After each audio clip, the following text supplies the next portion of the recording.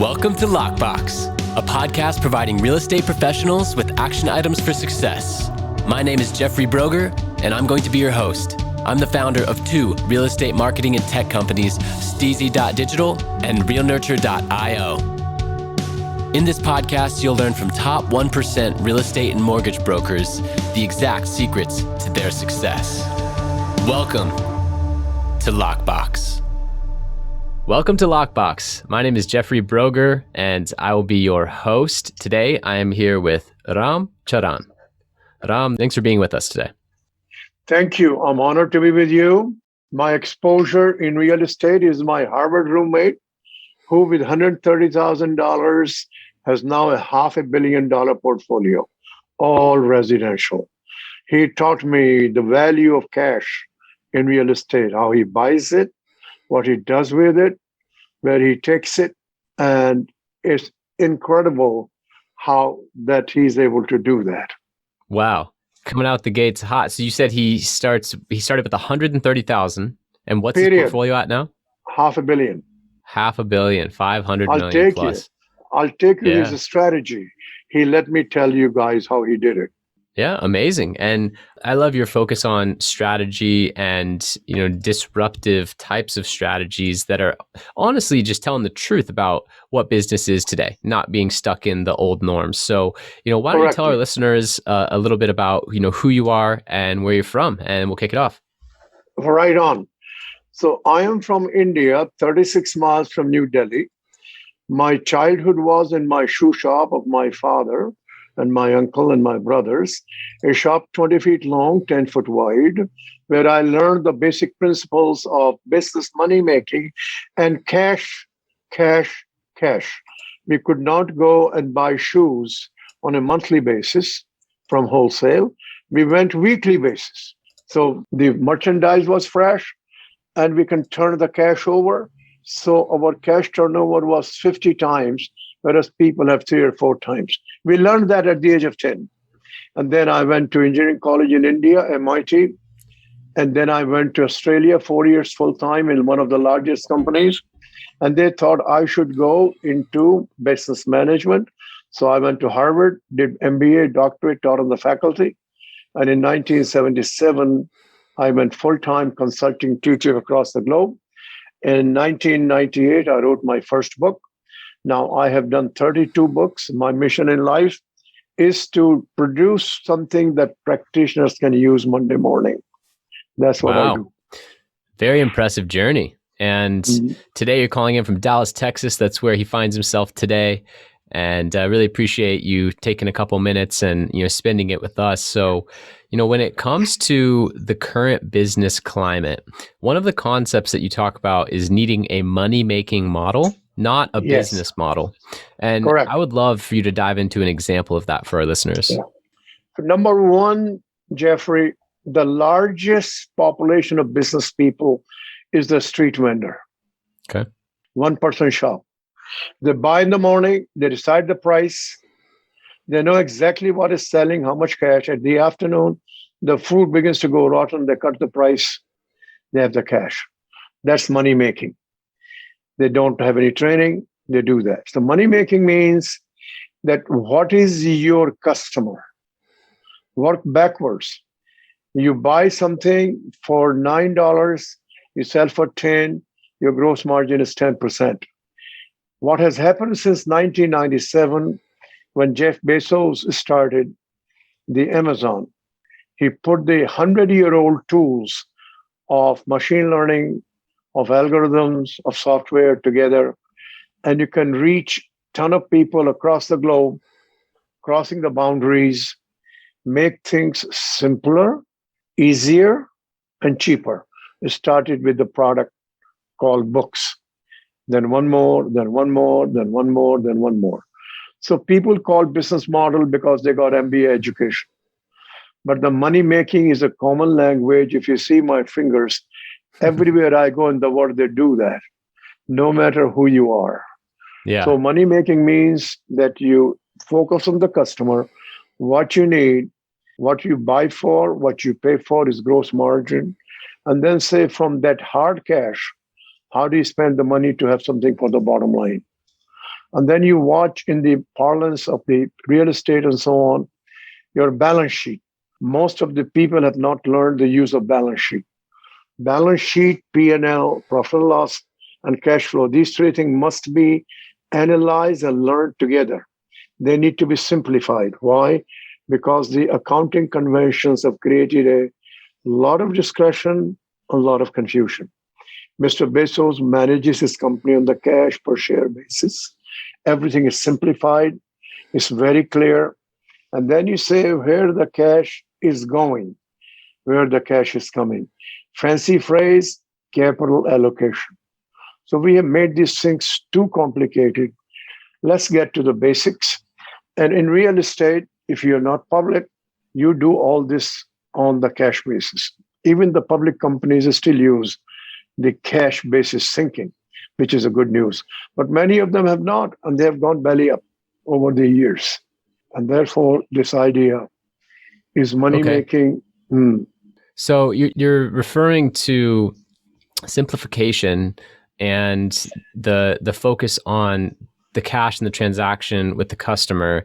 I've traveled the world. I've lived in Bali. And when you go to street markets there, like you described, everyone's bartering. And like you mentioned, by the end of the day, slashing prices because they want to liquidate their inventory for that day. And so your relation back to real estate is what exactly, right? How can that be applied to either real estate or I guess business in general? Yeah, so I take you through my roommate thing who took from $130,000 to $500 million portfolio. Perfect. Very simple way. First, he buys something and he sees that after paying all the mortgage payments and all those expenses, how much cash is left. Very simple. Now, as he moves forward, he now starts doing a couple of things. Number one, when he bought a property as a part of a strategy, they were usually 80% occupied. Take to 95, 96. You got to hustle. You got to market locally. You got to go to the neighborhood. You get the best people you should get there for service to the people. One of the taglines he had with me, people love living here. Word of mouth. So his occupancy always has remained 98, 99%. So you get better rents for that. Second, he began to focus on the cost, the water, the heat, the energy. Invest money in updating the apartments. Total.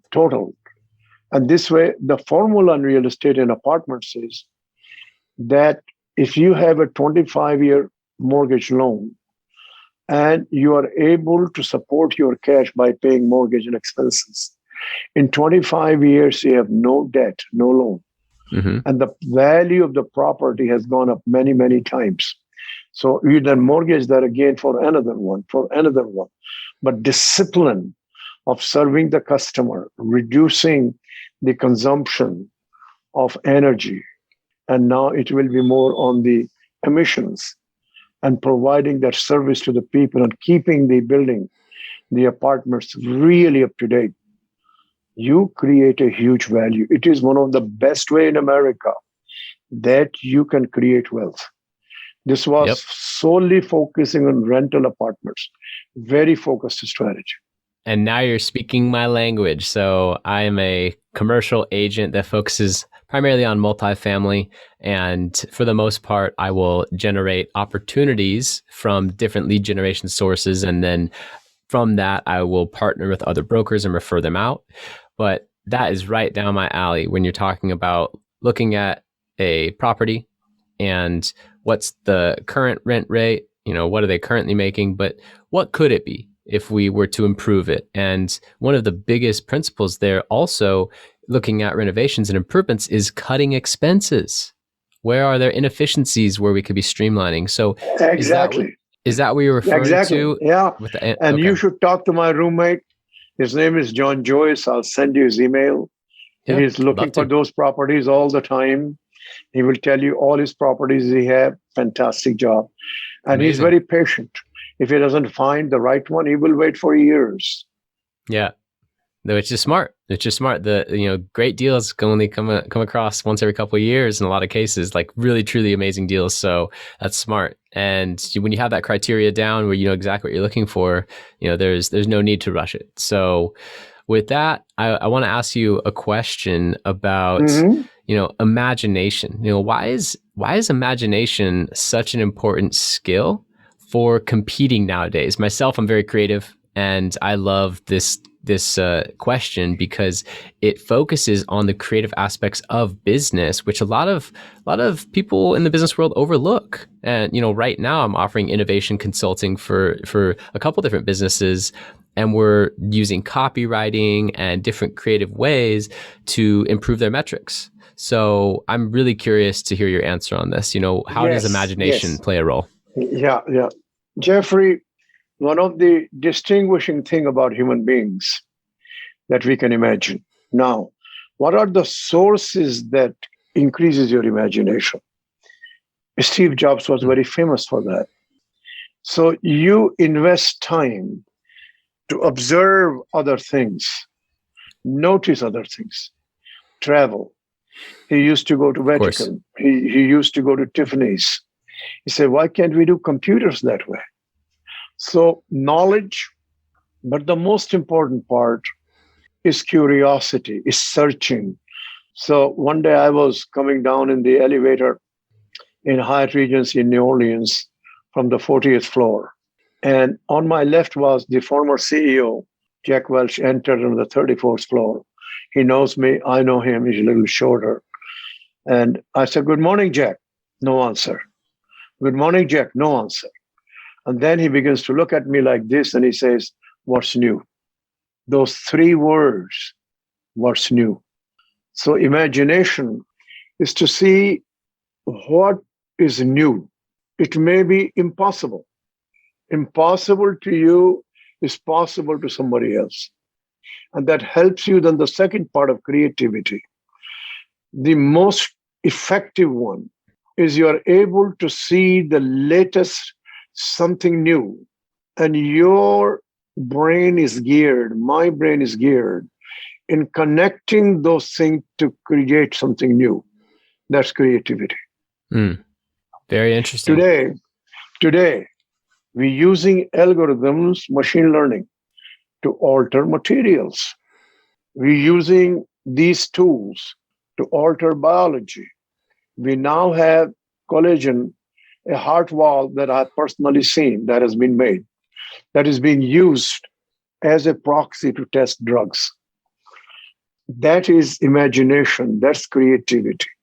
I'll give you one. When I was at Harvard Business School, a very famous real estate guy came and he made a lecture, which is normal. We do that there. So he posed a question to the students. Here is a property in New York. One guy is bidding $6 million. And 2 days later, another guy came bid $20 million. He said, how could that be? And that was a great question. So one of my friends stood up and he says, his name was Zuckerberg. He said, sir, the $6 million guy is going to build something on it. He said, that's right.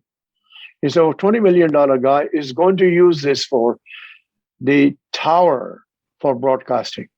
For him, it's more valuable. That's imagination. That's creativity. In real estate is hugely important. That how do you see? So right now, Jeffrey, you wouldn't believe this. It's true. The hottest market in real estate is warehouses. Interesting. Amazon is going to have this year 62 million square foot of warehouses in the world.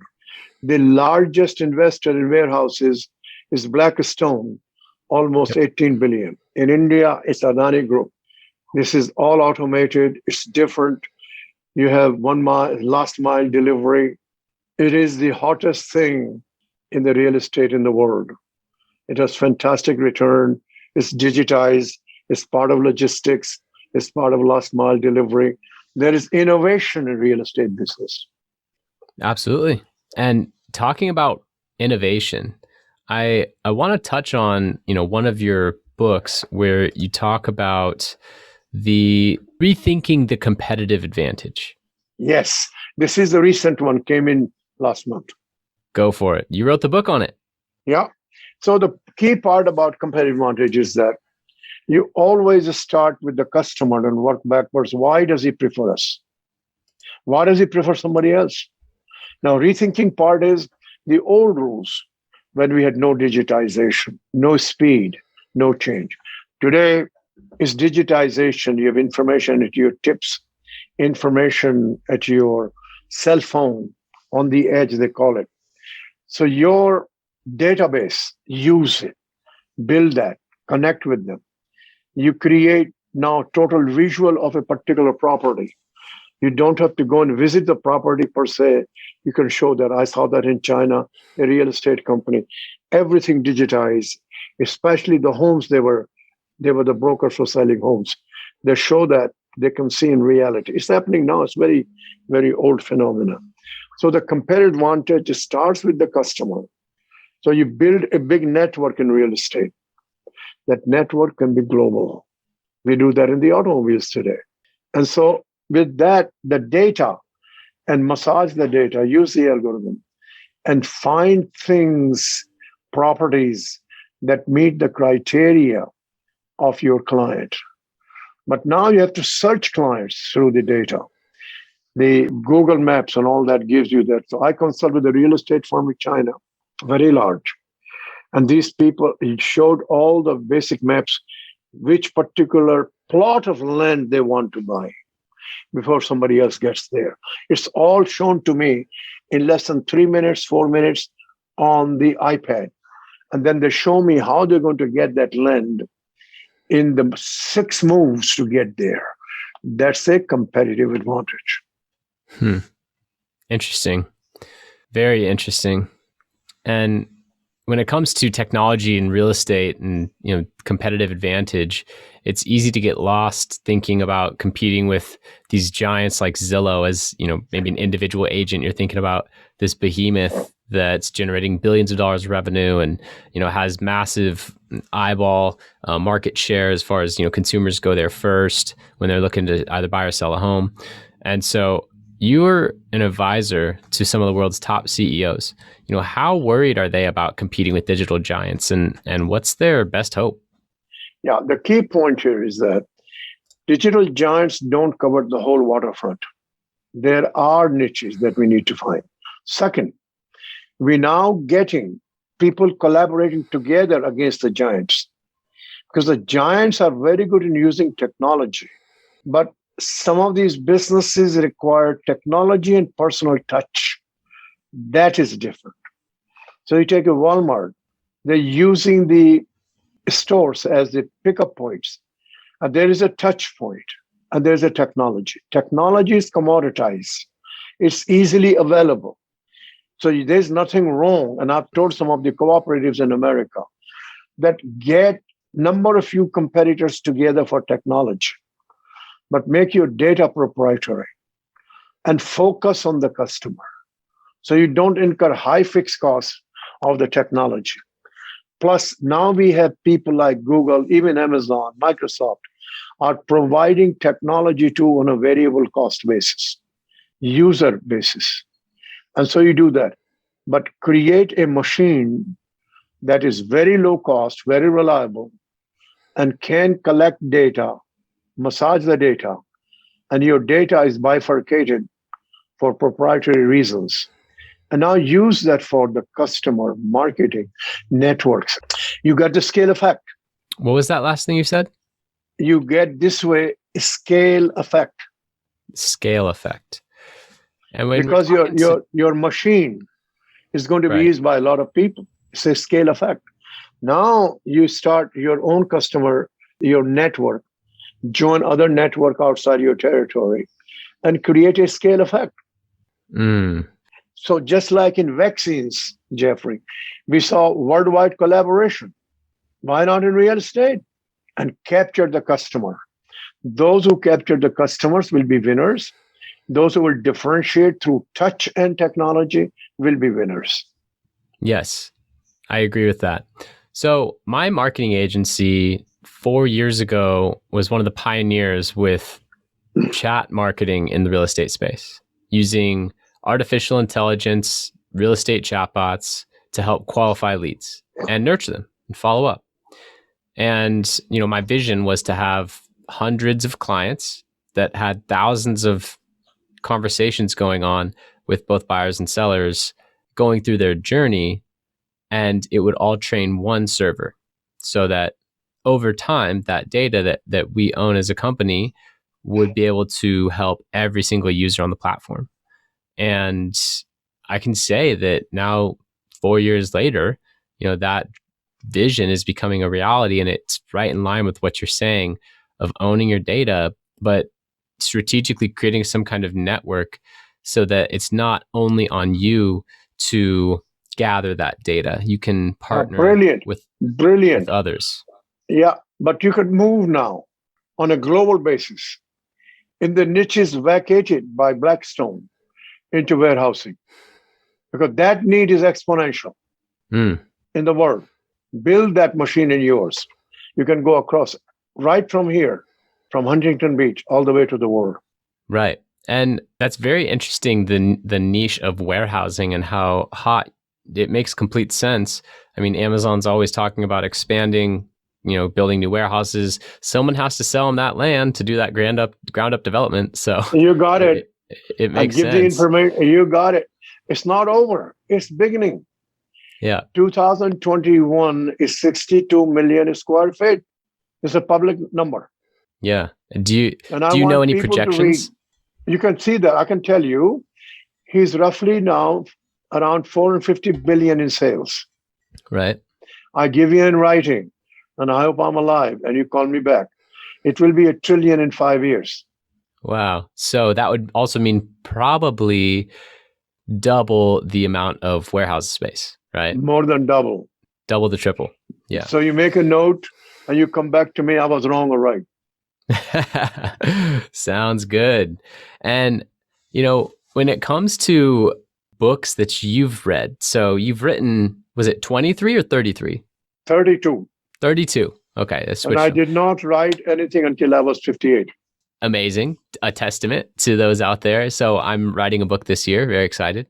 So you've written 32, but what about ones that you've read? Do you have some books that you've read that have greatly influenced your life and career? Oh, yes. You see, most people in my profession know Peter Drucker. Of course, the godfather of the kind of like the corporate structure. He talks about marketing and innovation being like the only things you need in business. Okay, so I began to read that in 1960. Mm-hmm. I was an engineering assistant. Somebody gave it to me. So his writings are down to earth. They're very practical, a lot of wisdom. And so that influenced me a lot. And the second one was a book, Human Side of Enterprise, by Douglas McGregor from MIT. That was the first time that something came out that people matter in those otherwise numbers and hierarchy. And often people were abusing class system. You are a blue worker, you are a white worker, you are a manager, you are an executive, you are an owner. Those were the two authors. Then there are books, all kinds of books. They wrote very nicely. And the best one that I always looked at is The Practice of Management. And then I wrote my own book, The Know-How for General Managers. That's where the inspiration came for me. And it's not a copy of Peter, but it was a foundation for me to think what people need now. Absolutely. To create content for the next generation, we need to stand on the shoulders of giants. That was relevant. Yeah, that's what it is. Most of my learning is from the CEOs. Not a day go by, I will not talk to a CEO somewhere in the world. I want to see what's their pain point, what are they working on. If you keep their trust, you learn a lot. I learned a lot from Jack Welch, Larry Bosley, my co-author, A.G. Leffley, co-author of Procter & Gamble. So every day is a learning day for us if we are humble to do that. Absolutely. And with that being said, do you have any process, behavior, or habit in the last 5 years that has drastically improved your life? Oh, yes. This is go back for a long time, begin the early days. I always note any learning I have every You day. write it down. Absolutely. Okay. You see, when I was at a school, at high school, you know what I mean? High school, the early days. So I had a shoe shop and I love business. So I go to school and sometimes I've been thrown out of the school because I had no books.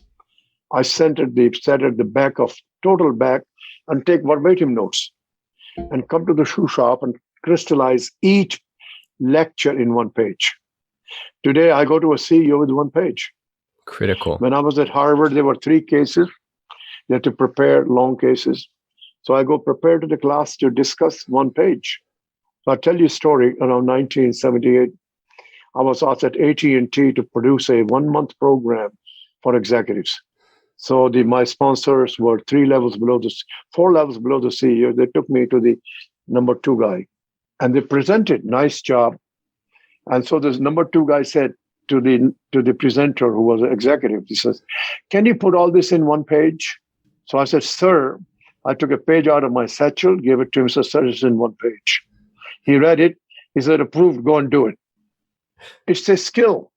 That's awesome. I like that concept. So the concept of distilling down to one page is something from a training that I am reconsuming right now. It's called the Almighty Encounter. And it's the encounter of the editor of Success magazine at the time with a multi-billionaire. He's a centenarian at the time. And the editor of Success magazine asks him to distill down all of his best practices throughout his life and There you go. and put it into however many pages it takes. And the editor of Success magazine shows up and he's expecting a manuscript, but it's one page. Yep. And only 2/3 of the page is printed on.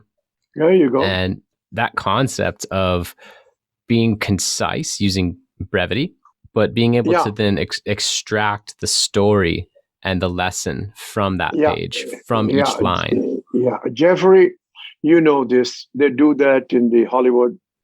They do in India and Bollywood. You got to tell the essence clearly, simply, in about 100 words or less.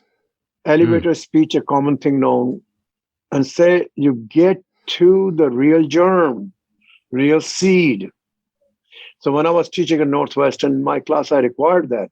And I personally graded each of them. I get letters today. People say, "That's the best thing we ever did." Yeah, such an interesting concept. And really that review process of learning something and not just letting it go in one ear, not the other, taking the time to review and crystallize it. I like how you put that. That's key. And it's something that you said you've been doing your whole life since high school. I have been doing that. And I believe it has helped me. That's my belief. I can see that. Absolutely. So when you're considering different opportunities in light of, the cost of those opportunities in time or energy, or maybe even a monetary investment, what's your process for evaluating what to say no to?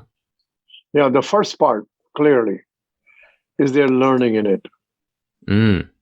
I may be wrong in judgment, but the criteria is there learning in it.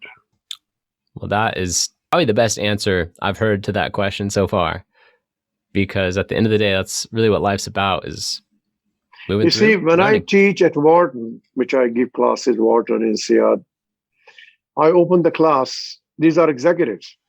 You wouldn't be here if you were not growing. Now you are here. How would you double your capability every 3 years? If you don't, you won't be here.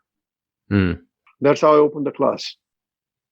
And I'm dealing with these executives. They're not young students. And I'm, in a respectful way, very tough. We'll delegate. Baloney. What would you do with your spare time then if you delegate? I love delegation. Do that.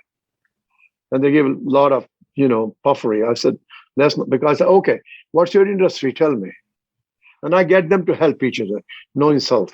I said, okay, here's your coach. Tell him everything. Who's a peer? And he takes them apart. And the whole class laughs and say, yeah, that's right. I need a peer to do that to me. Why CEOs go off the rails? And they do. I wrote that front page cover page Fortune in 1997. Why CEOs fail? Why boards fail? There were cover stories in the Fortune because the And learning has stopped.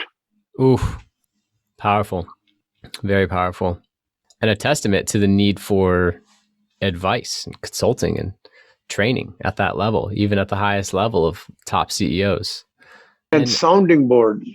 Yes, You see, the very important. job of a CEO is now very complex. And CEOs are the last one to know what is happening at the bottom of the company. Right. It filters.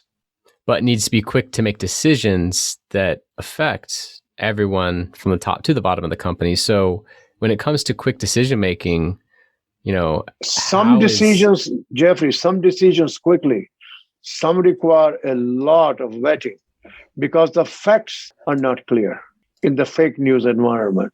Right. So these are the balancing thing you go through. And the CEOs know that they have to make decisions they have never made before. Very true, especially in an environment like this. Not only in the transformational digital age that we're in, but also COVID-19 and work from home. More than and that, all of the curveballs in the last 18 months that have been thrown at businesses. Yeah, China-America tension. Yep. The chips are not available today. Ford plants are closed, some of them.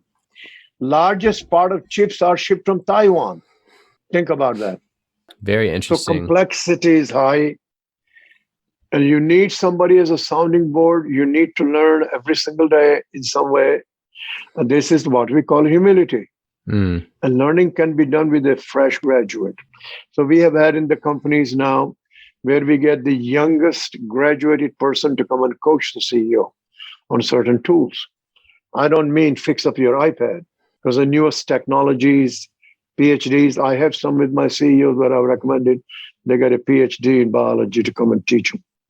I have now a company where the top management goes to MIT 1 day full month, 1 full day per month, total team. The idea, I don't have time to do it, is a baloney. Job of executive is prioritization of time. Those who tell me that, I don't tell them that unless they ask. I said, that's mental laziness. Truly is. And busyness, I heard this yesterday, is an excuse to avoid the important and uncomfortable. Particularly the uncomfortable. Yes. You see, sometimes you watch that you came back from lunch and you have 5 messages to respond to. And you watch which one they respond first. The familiar, the comfortable one. Mm-hmm. Very few do the difficult, embarrassing, uncomfortable one. Right. Hey, do you have any quotes that you live by? No, I don't think so. I create quotes when I work with the CEOs. I say, look, anybody who really directly connected with the customer will control the money making. Great quote. It's a universal truth. I didn't invent it. Right. So there's no way I'm going to tell you it's my creation. No way. But it's real. You can see it. So the people say, I'm going to merge with so-and-so. Yeah. It will give me so much scale. Yeah. It will save me a cost. Yeah. Who controls the customer? The other guy. You're out. One of the things that I admire about you is your ability to observe and document the world. You have this seemingly somewhat objective ability to look at business processes or trends and put them into words. And the key point there is, Jeffrey, is this. The observing part, all human beings can do if you get training. Photographer is an observer. Give them a lousy camera, you get a fantastic step. You get a lousy observer, give them a great camera, you know what comes out. But they can be trained. Right. So one day I was working with the chairman of DuPont in the 90s. He liked to go to Starbucks. So I go with him. He's the chairman, lean and thin fellow. So they're an excellent, excellent human being. Never uses a 4-letter word. And the people deferred to him. He will not. He stayed in the line. He and I talk. We go to the counter. We pick up our coffee. He motions me to see where the food is displayed. He said, what do you see? I said, Ed, I don't see much. He said, look at how lousily this food is displayed. That's observation. We must observe. We must notice. Brain has unlimited capacity. Let there be no doubt in anybody's mind. And the brain can change. It has been shown medically and physically. Brain damage has been recovered, but we need to have our prioritization, our drive, our determination, and focus. I mean, even scientists know this, right? The scientific method, first step is observe. That is Propose a it. question. You propose Yep. a question. And then after the research and the test and the analysis, it comes back to observing again. Yeah, so the Nobel Prize winners have a characteristic to observe the anomaly, how thin that might be. And then they focus and say, is this a big one? A Nobel Prize winning in all disciplines is something that will make a difference, something that's new. And they have the eye to pick an area, as Mark Twain used to say, a road not traveled. Right. Very interesting. So tying this back to real estate, do you feel that a way that real estate professionals today can separate themselves from everyone else out there is by utilizing this observational and innovational approach to their business? And using data and creating consortiums or ecosystems, get scale. Why don't you elaborate on that? The data and Yeah. the ecosystems. Yeah, the key point is that you got to know the conditions, and the conditions are reflected through data.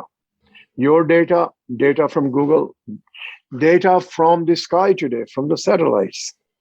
The company in China showed me with the algorithms that this is the plot we want in the middle of nowhere. Why do you want? There's an imagination, what's going to come, what's the trend. And they want to build a totally new concept. By the way, this company produced 10,000 apartments a year. Think about the scale. Wow. So use a technology to double, triple, quadruple your capacity of the mind. And if you have the right kind of networks with the financiers and you have execution discipline, you're golden in real estate. You will have a lot of satisfaction, but not go out of your way and have those apartment buildings owners getting bust because their debt is so high. They're maximizing it. They don't see the value creation on the long-term basis, just the way my roommate has done. I'm absolutely literally telling you, $130,000 in cash, December 1978. And he's loaded with cash. So you could see that. And if he had been more, increased more and all that, who knows? But the formula is so clear. This maximizing in the short run in real estate with heavy debt is not a great idea. Because the mortgage payments you pay over time and the price of the property goes up multiple times unless you have the wrong location. Right. There's a lot to unpack there. Oh, yeah. Oh, yeah. When you're going to see younger generation will come and find it. You see, all these digital disruptors are business people first, techno second. They discovered the business formula. That's why they showed so much cash, so much growth, so fast. Nobody would have hired them in their young age. Would you believe that? Steve Jobs was hired. I met his boss. They put him on a 2 a.m. shift. Out of their mind. Couldn't see him. Apple recruited Scully, and Scully played his game and got him fired. Then 3 CEOs came and company went almost bankrupt. Were it not for the former chairman of DuPont, this company was dead. He brought Steve Jobs back single-handedly. It's in my book, Boards That Lead, first chapter, all the details, what he did. It was considered by Fortune one of the 10 best decisions of the board of the century. And talking about Steve Jobs and what you mentioned earlier about listening to what your customer wants, the interesting thing about Steve Jobs, in the way that he talks about features and benefits of a new product during his keynotes, is that he shows that they have listened to feedback and done extensive research on what you care about? No. He was very, very down to earth imaginating what the customer will want. And it starts with the pain points of the customer. Right. Observes, including his own. What other people don't know, some of them don't know anyway. He was fully familiar with What are some of the old technology and what they could do? So one day in one of the places in New York where the CEOs get together, there were about 20 of them. There was a round table, 5 of them. I'd gone to make a presentation, so they let me sit at the table. And there was a 15-minute break. So a lean and thin fellow said, CEO, to the other, said, let me tell you a story. And they all perked up. And so my ears were double perked up because this is a learning session. You don't get those things. It's informal. It's among the buddies. So he says, one day Steve Jobs called him to see him. Ithaca, New York. He came down with his plane. That's Corning glass. He said, Wendell, I want that glass. And Wendell says, we shut the factory in 1976. He said, Wendell, open it. He said, how long does it take? 2 years. And I want it in 6 months. I'll give you a check. This is the glass you have on the iPad, on your cell phone. Tim Cook just gave $45 million, again, more than before. He gave them more money before to Corning Glass to do more research. That gentleman today is on the board of Amazon. He knew what technologies could do. He knew the pain points. He imagined what uses can be done. We had a person, Scully came from advertising, but not. In the digital business, the product matters. The product absolutely is key in the digital world. What I was going to say is that he talks about why they created different features or the iPad in general. Or the because the consumer will like it. Consumer will want it. So I had consulted Nokia at that time. And the Nokia people kept saying, this is the upper end, higher price. Very good, Steve, do that. We will remain mass market. Well, guess what happened in 2 years? 2 years. People will pay for something that so useful to increase productivity and elegant at the same time. You see, Apple's margin is close to 40% gross margin. Nobody else has it. People will pay for it. Why it is so high? One, the people think it's worth it. Second, you need the cash to grow, experiment, fail some. But they are amassed even more cash to go into businesses like healthcare. Apple is probably on the planet the best organized company for database healthcare when I look at their strategy. I cannot name a second one.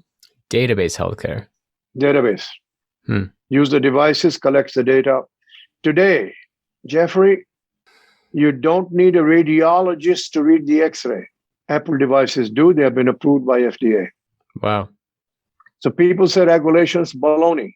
The regulations are such now that people see you can do that. You don't need a human being to do it. And they have shown conclusively the machine gives them better answers and not only faster than human beings do. Wow. It's impressive. One of the things I want to touch on, because you mentioned Steve Jobs being removed from Apple, going over to Next. In that time, Apple expanded and went horizontal with their products. They started to build tons of different products rather than focusing on the one. And when Steve Jobs came back, he stripped away all the extra products and went back to very few focused products. So is there a learning lesson in that? Yes, I will tell you the real story because I know that one. Okay. There was a gentleman named Gil Amelio who was on the board and became CEO. He came largely from an industrial company, not consumer company. Good man. And Ed Woolard, this chairman of DuPont at the time, joined the board. He went on one condition, that he can talk to anybody. And he showed the board company was going bankrupt in 18 months. They didn't know that. And he had Wozniak and others on the board. Now I come to your point. So he got Steve to come on an informal basis first, and he saw that. And Amelio began to go the same way as other people were going in the computers. He got license from Microsoft and so on. So there was no differentiation. So Steve Jobs came in one morning at 10 o'clock, sat down, Ed Woolard there, other directors were there, and he was very respectful. And he said, except for Ed, the rest of you can go. I'll have a new board this afternoon. And then he presented to the board and put 26 products on the wall, took one at a time down. picked four, gave the rationale. And then Willard asked the question, they had a great relationship, son-father relationship. He said, Steve, why four? Steve, why four? He said, that's all I can focus on. Focus, focus, focus.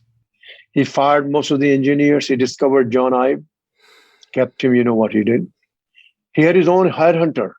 No, own recruiter, not the company recruiter, right. Even though company paid for him, because he wanted different kind of people. In his interviews, he'll interview the guy, what have you done? What have you done? What have you done? And trash him. Then take a break and come back, I want to hire you. It's testing imagination, testing how he takes disappointments, testing how well he listens to what was he doing. You cannot fool him. There's no need to do that, because he needs people who will think differently, think advanced, thinks imaginatively, and live with disappointments, because he may require 20,000 iterations. The story habit about Jeff Bezos, when the team brought Alexa in front of him, it took 3 seconds to respond. He said, no, I want 1 second, go back. It took a year. That was a competitive advantage. If you have 3 seconds, somebody will get 1 second and you're out. Right. You and I will not have a patience to wait for 3 seconds. We can't even see the picture frame waiting 1 second anymore. So these people understand the consumer. They make their mistakes. They can be carried away, but they understand consumer. We all can if we get a little training and determination. Why not? Because we are consumers. Jeffrey, give me your email number. Absolutely. It is Jeff@STEEZY.Digital, and that's STEEEZY .digital.